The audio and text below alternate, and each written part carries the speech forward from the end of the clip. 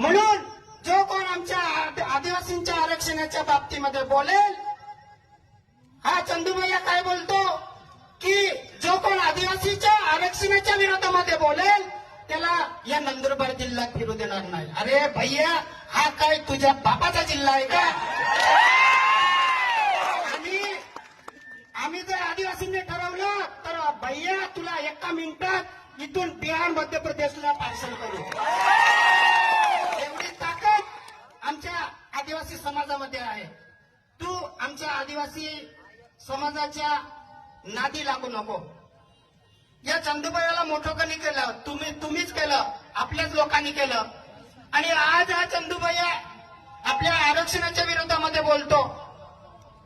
या चंदूबाईला याची गरमी उतरवायची वेळ आज आलेली आहे मित्रांनो. जो कोण